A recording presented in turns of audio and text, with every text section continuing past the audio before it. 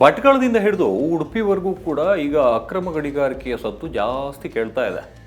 ಏನು ಮರಳು ಮಾಫಿಯಾದಿಂದ ಹಿಡಿದು ಕೆಂಪು ಕಲ್ಲನ್ನು ತೆಗೆಯೋದ್ರಿಂದ ಹಿಡಿದು ಈ ಕಲ್ಲು ಗಣಿಗಾರಿಕೆ ಏನಿರುತ್ತೆ ಅದನ್ನು ಹಿಡಿಯೋದ್ರಿಂದ ಹಿಡಿದು ಎಲ್ಲದೂ ಕೂಡ ಮಣ್ಣನ್ನು ತೆಗೆಯೋದು ಅಂದರೆ ಈ ಜೇಡಿ ಮಣ್ಣು ಏನಿರುತ್ತೆ ಅದನ್ನು ತೆಗೆಯುವಂತಹ ಗ್ಯಾಂಗ್ಗಳ ಸಂಖ್ಯೆ ಜಾಸ್ತಿ ಆಗಿದೆ. ಅದರಲ್ಲೂ ಕೂಡ ಬ್ರಹ್ಮಾವರ ಭಾಗದಲ್ಲಿ, ಅದರಲ್ಲೂ ಹಿರಿಯಡ್ಕ ಬ್ರಹ್ಮಾವರ ಸರ್ಕಲ್ ಲಿಮಿಟ್ಸು ಮತ್ತು ಹಿರಿಯಡ್ಕ ಭಾಗದಲ್ಲಿ ಈ ಅಜಿತ್ ಶೆಟ್ಟಿ ಅಂತ ಹೇಳಿ ಆ ವ್ಯಕ್ತಿ ಜೊತೆ ಮಹಾಬಲ ಮತ್ತು ಸುರೇಂದ್ರ ಅನ್ನೋರನ್ನ ಬಂಧಿಸುವಂತಹ ಕೆಲಸಗಳು ಮಾಡಲಾಗಿತ್ತು. ಯಾಕಂತ ಹೇಳಿದ್ರೆ ಚೆಲುವಮೂರ್ತಿ ಅನ್ನೋರು ಒಂದು ಕಂಪ್ಲೇಂಟನ್ನು ಗಣಿ ಅಧಿಕಾರಿ ಕಂಪ್ಲೇಂಟನ್ನು ಕೊಡ್ತಾರೆ, ಈ ರೀತಿಯಾಗಿ ಜೇಡಿ ಮಣ್ಣನ್ನು ತೆಗಿತಾ ಇದ್ದಾರೆ, ಆ ಕಾರಣಕ್ಕೋಸ್ಕರ ಅವರನ್ನು ಬಂಧಿಸಬೇಕು ಅಂತ ಹೇಳಿ ಹಿರಿಯಡ್ಕ ಪೊಲೀಸ್ ಠಾಣೆಯಲ್ಲಿ ದೂರನ್ನು ದಾಖಲಿಸ್ತಾರೆ.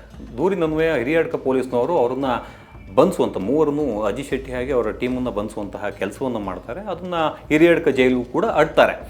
ಇದು ವಿಚಾರಗಳು ಒಂದು ಬೇರೆ ಬಿಡೋಣ.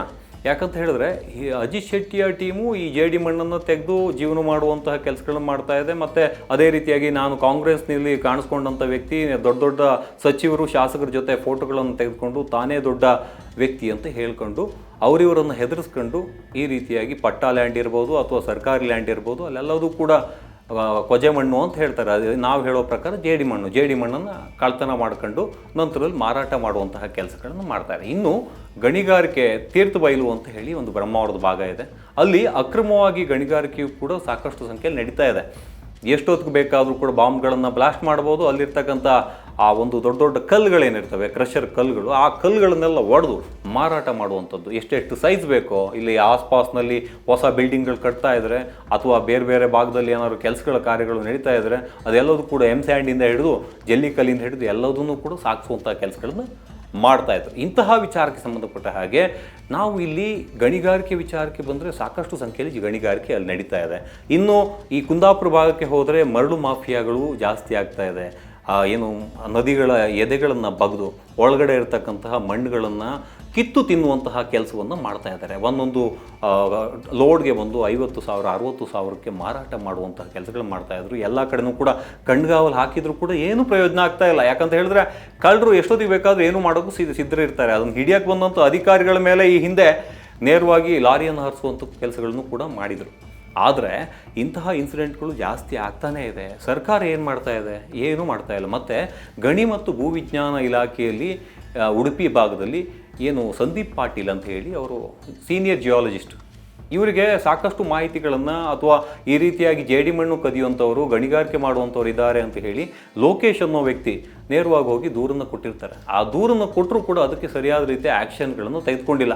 ಅಂದರೆ ಎಲ್ಲಿ ಯಾವ ಭಾಗದಲ್ಲಿ ಮಾಡ್ತಾ ಇದ್ದಾರೆ ಏನು ಎತ್ತ ಹೋಗೋಕ್ಕಿಂತ ಮುಂಚೆನೇ ಅಲ್ಲಿ ಮಾಹಿತಿ ಹೋಗ್ತಾ ಇತ್ತು. ಇಲ್ಲಿ ಸಂದೀಪ್ ಪಾಟೀಲ್ ಏನು ಸೀನಿಯರ್ ಜಿಯಾಲಜಿಸ್ಟ್ಗೆ ಮಾಹಿತಿಗಳನ್ನು ಕೊಟ್ಟರೆ ಅಲ್ಲಿಗೆ ಯಾವ ಸ್ಪಾಟಲ್ಲಿ ಅಲ್ಲಿ ಗಣಿಗಾರಿಕೆನೋ ಅಥವಾ ಇನ್ನೊಂದೇನೋ ನಡೀತಾ ಇತ್ತು ಆ ಭಾಗಕ್ಕೆ ಹೋಗೋರೊಳಗಡೆ ಅಲ್ಲಿದ್ದಂಥ ವ್ಯಕ್ತಿಗಳೆಲ್ಲ ಯಾರು ಅಕ್ರಮ ಗಣಿಗಾರಿಕೆ ಮಾಡ್ತಾಯಿದ್ರು ಅವರೆಲ್ಲ ಓಡೋಗುವಂಥ ಕೆಲಸಗಳು ಮಾಡ್ತಾಯಿದ್ರು.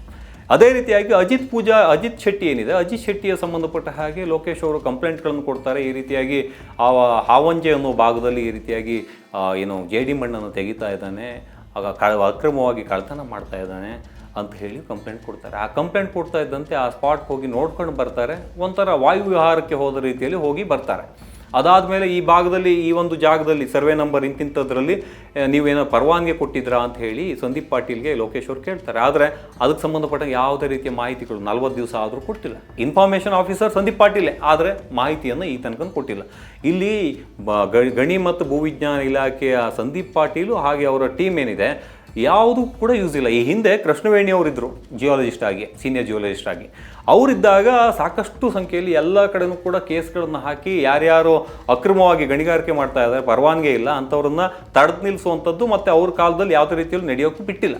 ಆದರೆ ಸಂದೀಪ್ ಪಾಟೀಲ್ ಬಂದಿದ್ದು ಈ ರೀತಿಯಾದಂಥ ಇನ್ಸಿಡೆಂಟ್ಗಳಾಗ್ತಾ ಇದ್ದಾವೆ. ಬಲವಂತವಾಗಿ ಯಾರು ಕಂಪ್ಲೇಂಟ್ ಕೊಡೋಕೆ ಬಂದಾಗ ಒಂದು ಸಿಕ್ಕದಾಗಿ ಇಲ್ಲಿ ಯಾರು ಅಧಿಕಾರಿಗಳನ್ನ ಕಳಿಸಿ ಅಲ್ಲಿ ಕಂಪ್ಲೇಂಟ್ ಬರೆಸಿ ನಂತರದಲ್ಲಿ FIR ಮಾಡಿಸುವಂಥ ಕೆಲಸಗಳನ್ನ ಮಾಡ್ತಾರೆ ಬಿಟ್ಟರೆ ಬೇರೆ ಏನೂ ಮಾಡ್ತಾ ಇಲ್ಲ. ಇಲ್ಲಿ ಅಜಿತ್ ಶೆಟ್ಟಿಯ ಗ್ಯಾಂಗ್ನಂತೆ BJP, ಕಾಂಗ್ರೆಸ್ಸು ಇನ್ನಿತರ ಪಕ್ಷಗಳ ಹೆಸರು ಹೇಳ್ಕೊಂಡು ವ್ಯವಹಾರ ಮಾಡುವಂಥವ್ರ ಸಂಖ್ಯೆ ಜಾಸ್ತಿ ಆಗಿದೆ. ಇದೆಲ್ಲದೂ ರೀತಿಯಲ್ಲಿ ಇದೆಲ್ಲದೂ ಒಂದು ರೀತಿಯಲ್ಲಿ ನಡ್ಕೊಂಡು ಹೋದರೆ. ಇನ್ನು ಈ ಬೈಂದೂರು ಭಾಗಕ್ಕೆ ಬಂದರೆ ಅಥವಾ ಆಲೂರು ಭಾಗಕ್ಕೆ ಬಂದರೆ ಅಲ್ಲಿ ಅಕ್ರಮ ಗಣಿಗಾರಿಕೆಗಳು ಜಾಸ್ತಿ ಆಗ್ತಾ ಇದೆ. ಅಂದರೆ ಕೆಂಪು ಕಲ್ಲುಗಳನ್ನು ಕದ್ದು ಮಾರಾಟ ಮಾಡುವಂತಹ ಕೆಲಸಗಳು ಮಾಡ್ತಾ ಇದೆ. ನೈಸರ್ಗಿಕ ಸಂಪತ್ತಿಗೆ ಎಲ್ಲಿ ಕೊಳ್ಳೆ ಹೊಡೆಯುವಂಥ ಕೆಲಸಗಳು ಹೆಂಗೆ ಮಾಡೋದು, ಏನು ಮಾಡೋದು ಅನ್ನೋದು ಸ್ಪಷ್ಟವಾಗಿ ತಿಳ್ಕೊಂಡಿದ್ದಾರೆ. ಆ ಕಾರಣಕ್ಕೋಸ್ಕರ ಇಲ್ಲಿ DC ಅವರು ಸ್ಟ್ರಾಂಗ್ ಆಗಿರಬೇಕು, ಲೋಕಲ್ ಪೊಲೀಸ್ ಸ್ಟೇಷನ್ ಸ್ಟ್ರಾಂಗ್ ಆಗಿರಬೇಕು, ಮತ್ತು ಅರಣ್ಯ ಇಲಾಖೆ ಅಧಿಕಾರಿಗಳು ಏನಿರ್ತಾರೆ ಅವರು ಸ್ಟ್ರಾಂಗ್ ಆಗಿರಬೇಕು. ಇವರೆಲ್ಲರೂ ಕೂಡ ಶಾಮೀಲಾದಾಗ ಇಲ್ಲಿ ಜಾಸ್ತಿ ಸಂಖ್ಯೆಯಲ್ಲಿ ನೈಸರ್ಗಿಕ ಸಂಪತ್ತುಗಳು ಲೂಟಿಯಾಗಿಬಿಡ್ತವೆ. ಈ ತಕ್ಷಣಕ್ಕೆ ಎಲ್ಲಾದರೂ ಸಮಸ್ಯೆ ಬಂತು ಅಂದಾಗ ಭೂವಿಜ್ಞಾನ ಇಲಾಖೆ ಅಥವಾ ಗಣಿ ಮತ್ತು ಭೂವಿಜ್ಞಾನ ಇಲಾಖೆ ಅಧಿಕಾರಿಗಳು ನೇರವಾಗಿ ಹೋಗಿ ಆ ಸ್ಪಾಟ್ಗೆ ಹೋಗಬೇಕು, ಅದೇ ಕೂಡಲೇ ಅವರನ್ನು ಬಂಧಿಸಬೇಕು, ಅವ್ರ ಮೇಲೆ ಅತಿಕ್ರಮವಾಗಿ ಈ ರೀತಿಯಾಗಿ ಮಾಡ್ತಾ ಇದ್ದಾರೆ ಅಂತ ಹೇಳಿ ಅವರ ವಿರುದ್ಧವಾಗಿ ಕಾನೂನು ರೀತಿಯ ಕ್ರಮಗಳನ್ನು ತಗೋಬೇಕು. ಅದಕ್ಕೆ ತಕ್ಷಣಕ್ಕೆ ಅವರನ್ನು ಬಂಧಿಸುವಂಥ ಕೆಲಸಗಳು ಲೋಕಲ್ ಸ್ಟೇಷನ್ ಅವರು ಮಾಡಬೇಕು. ಇನ್ನು ಕಾಡಿನ ಪ್ರದೇಶ ಏನಿರುತ್ತೆ ಅಲ್ಲೂ ಕೂಡ ಗಣಿಗಾರಿಕೆಗಳು ಜಾಸ್ತಿ ಆಗ್ತಾ ಇದೆ.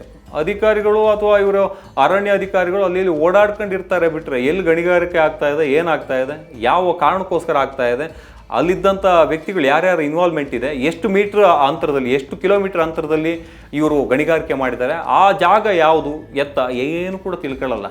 ಇಲ್ಲಿ ನಡ್ಕೊಂಡು ಹೋದ್ರೂ ಹೋಗಲಿ, ಈ ಹಿಂದೆನೂ ಕೂಡ ನಾವು ಸಾಕಷ್ಟು ಕಂಪ್ಲೇಂಟ್ಗಳು ಮಾಡಿದ್ವಿ, ಆದರೆ ಅದು ಯಾವುದಕ್ಕೂ ಕೂಡ ಸರಿಯಾದ ರೀತಿಯ ಆ್ಯಕ್ಷನ್ಗಳಾಗಿಲ್ಲ. ಇಲ್ಲಿ ಉಡುಪಿ ಮತ್ತು ಈ ಭಟ್ಕಳ ಈ ಭಾಗದಲ್ಲಿ ಏನಿದೆ ಅದರ ಮಿಡ್ಲು 150 ಕಿಲೋಮೀಟ್ರಲ್ಲಿ ಡಿಫ್ರೆಂಟಾಗಿ ಈ ನೈಸರ್ಗಿಕ ಸಂಪತ್ತನ್ನು ಲೂಟಿ ಹೊಡೆಯುವಂಥ ಗ್ಯಾಂಗ್ ಜಾಸ್ತಿ ಆಗಿದೆ. ಅವ್ರ ಬಗ್ಗೆ ಸ್ವಲ್ಪ ಗಮನ ಹರಿಸಬೇಕು. ಯಾರ್ಯಾರು ಪರವಾನಗಿ ರಹಿತವಾಗಿ ಮಾಡಿರ್ತಕ್ಕಂಥವ್ರು ಏನಿದ್ದಾರೆ ಅವ್ರ ಬಗ್ಗೆ ಶಿಸ್ತಿನ ಕ್ರಮಗಳನ್ನು ತಗೋಬೇಕು. ಜೈಲಿಗೆ ಪದೇ ಪದೇ ಪದೇ ಪದೇ ಅಟ್ಟುವಂಥ ಕೆಲಸಗಳು ಮಾಡಬೇಕು. ಆವಾಗ ಅವರಿಗೆ ತಿಳುವಳಿಕೆ ಬರುತ್ತೆ, ಈ ರೀತಿಯಾಗಿ ನಾವು ನೈಸರ್ಗಿಕ ಸಂಪತ್ತನ್ನು ದೋಚಬಾರ್ದು, ನಾವು ನಮ್ಮ ಪರವಾಗಿ ನಮ್ಮ ಆಸುಪಾಸಿನ ಪರಿಸರವನ್ನು ಚೆನ್ನಾಗಿ ಇಟ್ಕೋಬೇಕು, ನನ್ನ ಜೇಬಿಗೆ ಹಣ ಬರುತ್ತೆ ಅಂತ ಹೇಳಿ ಸುಲಿಗೆ ಮಾಡುವಂಥ ಕೆಲಸಗಳನ್ನು, ನೈಸರ್ಗಿಕವಾಗಿ ಸುಲಿಗೆ ಮಾಡುವಂಥ ಕೆಲಸಗಳು ಮಾಡಬಾರ್ದು ಅಂತ ಹೇಳಿ ಅನಿಸ್ಬೇಕು. ಅಲ್ಲಿವರೆಗೂ ಕೂಡ ಅಧಿಕಾರಿಗಳು ಸ್ಟ್ರಿಕ್ಟಾಗೇ ಇರಬೇಕು. ಅದರಲ್ಲೂ ಕೂಡ ಸಂದೀಪ್ ಪಾಟೀಲ್ ಏನಿದ್ದಾರೆ ಸೀನಿಯರ್ ಜಿಯಾಲಜಿಸ್ಟು, ಅವ್ರ ಬಗ್ಗೆ ಶಿಸ್ತಿನ ಕ್ರಮಗಳನ್ನು ತಗೊಂಡ್ರೆ, ಅದೇ ಪ್ಲೇಸ್ಗೆ ಒಳ್ಳೆ ವ್ಯಕ್ತಿಗಳನ್ನು ತಂದು ಹಾಕಿದರೆ ನಿಜಕ್ಕೂ ಕೂಡ ಇಲ್ಲಿ ನಡೆಯುವಂತಹ ಅಕ್ರಮ ಗಣಿಗಾರಿಕೆ ಸ್ಟಾಪ್ ಆಗುತ್ತೆ. ಇಲ್ಲದೆ ಹೋದರೆ ಹಿಂಗೆ ನಡ್ಕೊಂಡು ಹೋಗ್ತಾನೇ ಇರುತ್ತೆ.